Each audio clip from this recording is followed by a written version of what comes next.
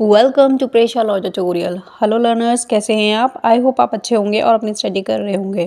जैसा कि हमारी लेक्चर सीरीज चल रही है drafting, pleading and convenience subject पर, और लास्ट टॉपिक में हमने सूट फॉर परमानेंट इंजंक्शन को पढ़ा था, और आज हम application for temporary injunction under order 39 of CPC को पढ़ेंगे। Application for temporary injunction under order 39 of CPC 1908 के ऑर्डर 39 के अंडर टेम्परेरी इंजंक्शन के लिए एप्लीकेशन कोर्ट से इंटरिम रिलीफ लेने के लिए फाइल किया जाता है, ताकि किसी पार्टी को कुछ ऐसे एक्शन करने से रोका जा सके जिससे एप्लीकेंट को इर्रेपरेबल हार्म और इंजरी हो सकती है। इर्रेपरेबल हार्म का मतलब होता है जिस हार्म का या जिस नुकसान की भरपाई नहीं की जा सकती, मतलब मॉनेटरी वैल्यू देकर उसकी भरपाई नहीं की जा सकती। यह एप्लीकेशन आमतौर पर मेन सूट के पेंडेंसी रहने से पहले या उसके दौरान किया जाता है। इसका एम केस का फाइनल डिसीजन आने तक स्टेटस क्यो, मतलब बिफोर द स्टेटस बनाए रहना है। मतलब इसका जो ये टेम्परेरी इंजंक्शन है, ये जब तक ये फाइनल डिसीजन नहीं आ जाता केस में, तब तक कोर्ट द्वारा उसे इशू किया जाता है। देन नेक्स्ट इसमें आता है कि प्रोविज़न अंडर ऑर्डर 39। इसमें आता है रूल नंबर 1। तो रूल 1 में ये प्रोविज़न दिया गया है कि कोर्ट को किसी पार्टी को कुछ एक्ट, मतलब सर्टेन एक्ट करने से रोकने के लिए टेम्परेरी इंजंक्शन जारी करने का राइट ये प्रोविज़न देता है। देन आता है रूल 2। इसमें कोर्ट को किसी पार्टी को कॉन्ट्रैक्ट का ब्रीच करने की धमकी देने से रोकने के लिए टेम्परेरी इंजंक्शन जारी करने को अलाउ ये प्रोविज़न करता है। देन आता है रूल 3। इस रूल में एप्लीकेंट को अपोजिट पार्टी को नोटिस देने की रिक्वायरमेंट होती है, जब तक कि कोर्ट को यह ना लगे कि ऐसा नोटिस नहीं दिया जाना चाहिए। देन आता है रूल 4। ये इंजेक्शन की ड्यूरेशन से रिलेटेड है, जिसमें यह कहा गया है कि टेम्परेरी इंजेक्शन एक स्पेसिफिक पीरियड के लिए या सूट के डिस्पोज तक दी जा सकती है। देन इसमें नेक्स्ट आता है कि element for granting temporary injection. Temporary injection obtain करने के लिए एप्लीकेंट को ये जो नीचे फॉलोइंग पॉइंट्स हैं उसको शो करना होगा। इसमें फर्स्ट आता है प्राइमा फेसी केस। इसके अंदर मेन सूट में चांस ऑफ सक्सेस होना चाहिए, और एप्लीकेंट को यह दिखाना होगा कि उनके पास एक लेजिटिमेट केस है और उन्हें ट्रायल में सक्सेस मिलने की संभावना है। देन नेक्स्ट आता है इर्रेपरेबल इंजरी। इसके अंदर एप्लीकेंट को यह दिखाना होगा कि यदि इंजेक्शन ग्रांट नहीं किया जाता है तो उन्हें इर्रेपरेबल हार्म होगा। इर्रेपरेबल हार्म का मतलब होता है जिस नुकसान की भरपाई नहीं हो सकती किसी भी तरीके से, और इस हार्म मतलब इस नुकसान की जो मॉनेटरी डैमेज द्वारा एडुकेट कंपनसेट भी नहीं किया जा सकता है। द नेक्स्ट आता है balance of convenience. Balance of convenience information grant करने के फेवर में होना चाहिए, और कोर्ट को इस बात पर विचार करना होगा कि यदि इंजेक्शन ग्रांट की जाती है तो एप्लीकेंट को होने वाले नुकसान डिफेंडेंट को होने वाले किसी भी पोटेंशियल हार्म से ज़्यादा है या नहीं। द नेक्स्ट आता है no adequate remedy at law. इसके अंदर एप्लीकेंट को यह एस्टेब्लिश करना होगा कि कोई ऑल्टरनेटिव लीगल रेमेडी अवेलेबल नहीं है जो नुकसान को एडुकेटली एड्रेस कर सके। देन आता है sample format of N application for temporary injection. तो इसमें फॉर्मेट दिया गया है टेम्परेरी इंजेक्शन के लिए, जो कि ऑर्डर 39 ऑफ सीपीसी अंदर आता है ये प्रोविज़न। तो इसमें फर्स्ट आएगा नेम ऑफ कोर्ट, देन उसके बाद कोर्ट ज्यूरिडिक्शन, उसके बाद एप्लीकेशन नंबर, फिर सूट नंबर, देन उसके बाद एप्लीकेंट मतलब नेम ऑफ एप्लीकेंट, उसका एड्रेस, एप्लीकेंट का एड्रेस, देन उसके बाद वर्सेस रेस्पोंडेंट मतलब name of respondent and address of respondent, उसके बाद application for temporary injection under order 39 rule 1 and 2 of the CPC, और उसके बाद इसका कंटेंट आएगा। फर्स्ट पॉइंट दे रखा है कि एप्लीकेंट जो है जो सूट फाइल करता है अगेंस्ट रेस्पोंडेंट के, तो उसके रिगार्डिंग उसको डिस्क्रिप्शन देना पड़ेगा। जो उसका मेन सूट है उसके रिगार्डिंग उसे ब्रीफ डिस्क्रिप्शन देना होगा। For example recovery of possession या ब्रीच ऑफ कॉन्ट्रैक्ट, तो किस से रिलेटेड उसका मेन सूट है तो उसका डिस्क्राइब करना होगा। कि जैसे इसमें एग्जांपल दे रखा है रिकवरी ऑफ पोजेशन, अगर पोजेशन की रिकवरी के लिए उसने फाइल किया है सूट, या फिर ब्रीच ऑफ कॉन्ट्रैक्ट को लेकर। देन उसके बाद आता है next point.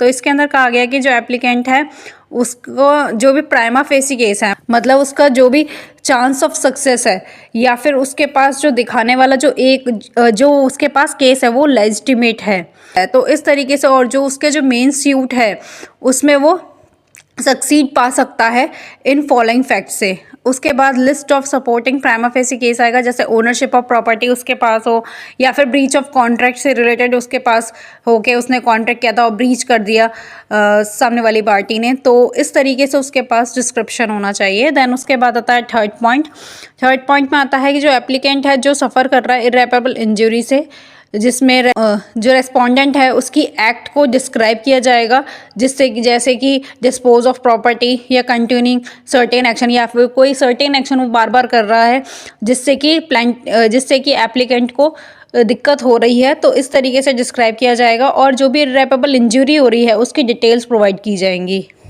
The next point में आता है बैलेंस ऑफ कन्वीनियंस, जो कि एप्लीकेंट के फेवर में होना चाहिए, और इसमें एक्सप्लेन करना चाहिए कि ये जो टेम्परेरी इंजंक्शन है वो मोर कन्वीनियंट रहेगा एप्लीकेंट के लिए कंपेयर टू रेस्पोंडेंट। तो इन द फेवर एप्लीकेंट जो एप्लीकेशन देगा उसके कन्वीनियंट के लिए क्या मोर कन्वीनियंट रहेगा, इसको देखने के बाद किया जाएगा। देन नेक्स्ट इसमें पॉइंट आता है there is no adequate remedy. इसका मतलब है कि जो एप्लीकेंट है वो उसको यह बताना होगा कि उसके पास कोई भी ऑल्टरनेटिव लीगल रेमेडी अवेलेबल नहीं है अकॉर्डिंग टू लॉ। तो इसी वजह से उसे एक्सप्लेन करना होगा अपने नुकसान के कंपेयर में जो मॉनेटरी कंपनसेशन है वो इनसफिशिएंट है। देन आता है सिक्स्थ पॉइंट, इसमें बताया गया है कि जो एप्लीकेंट है वो रिक्वेस्ट करेगा कि जो रेस्पोंडेंट है वो टेम्पररी रिस्ट्रेन कर दिया जाए स्पेसिफिक एक्शन से, मतलब उसका जो स्पेसिफिक एक्शन है उसको रोक दिया जाए। For example selling of property, अगर एप्लीकेंट की प्रॉपर्टी है तो अगर रेस्पोंडेंट जो है वो उसकी प्रॉपर्टी को सेल कर रहा है, ये स्पेसिफिक एक्शन को ये जो स्पेसिफिक एक्शन है मतलब कि जो प्रॉपर्टी को वो सेल कर रहा है उसको रिस्ट्रेन कर दिया जाए, या फिर कोई भी एक्ट वो कंटिन्यूइंग वो कर रहा है वो, या फिर कोई भी एक्ट वो ऐसा कर रहा है जिससे कि एप्लीकेंट को दिक्कत हो रही है, तो उसके रिलेटेड वो टेम्परेरी रिस्ट्रेन कोर्ट से मांगेगा, और जब तक कि जो मेन सूट है उसका डिस्पोजल नहीं हो जाता। देन नेक्स्ट आता है सेवंथ पॉइंट, इसके अंदर एप्लीकेंट ऑनरेबल कोर्ट द्वारा दिए गए किसी भी ऑर्डर का पालन करने और टेम्परेरी इंजेक्शन के कारण हुई कोई भी डैमेज या लॉस के लिए रेस्पोंडेंट को कंपनसेट करने का वादा देता है, यदि बाद में यह पाया जाता है कि एप्लीकेंट इंजेक्शन का हकदार नहीं है, मतलब कि जो एप्लीकेंट है वो उस इंजेक्शन का एंटाइटल मतलब हकदार नहीं है। देन नेक्स्ट पॉइंट इसमें आता है एप्लीकेशन जो बनाई जाएगी वो बॉनिफाइड और in the interest of justice होगी। देन लास्ट में आता है प्रेयर, और तो इसके अंदर कहा गया है जो भी एबव फैक्ट्स और सर्कमस्टेंस हैं जो एप्लीकेंट है वो कोर्ट से रिक्वेस्ट करेगा। तो इसमें फर्स्ट पॉइंट आता है कि वो टेम्परेरी इंजेक्शन जो है जो रिस्ट्रेन किया जाए रेस्पोंडेंट को, और जिस एक्शन को रोका जाना है उसको डिस्क्राइब करेगा जब तक कि सूट जो है जो मेन सूट है उसका डिस्पोजल ना हो जाए।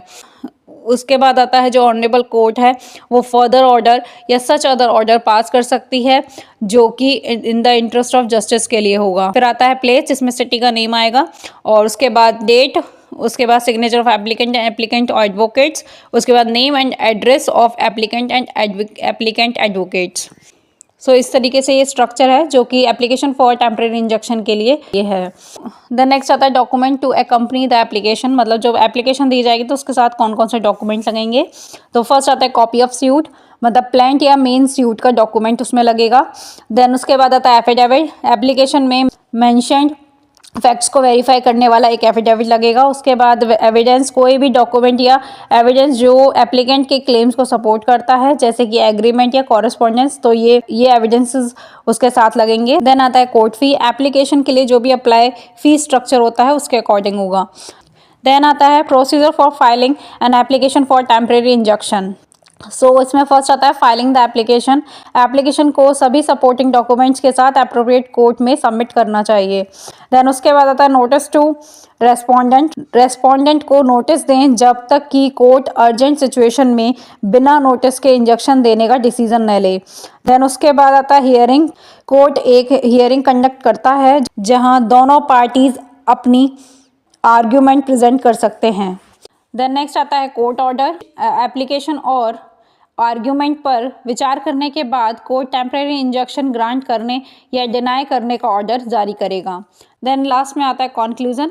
लीगल डिस्प्यूट के रिजॉल्व के दौरान नुकसान को रोकने के लिए टेम्परेरी इंजंक्शन के लिए एप्लीकेशन एक असेंशियल टूल है और प्राइमा फेसी केस इररेपरेबल हार्म की पॉसिबिलिटी और बैलेंस ऑफ कन्वीनियंस बनाए रखने और फाइनल जजमेंट दिए जाने तक एप्लीकेंट अपने राइट्स को प्रोटेक्ट करने के लिए रिलीफ की मांग कर सकता है। तो आज हमारा टॉपिक यहीं कंप्लीट होता है। अब हम मिलते हैं अपने नेक्स्ट वीडियो में, जिसमें हम suit for dissolution of partnership के बारे में पढ़ेंगे। सो तब तक के लिए thank you for watching my videos. For more videos watch study like and subscribe my channel.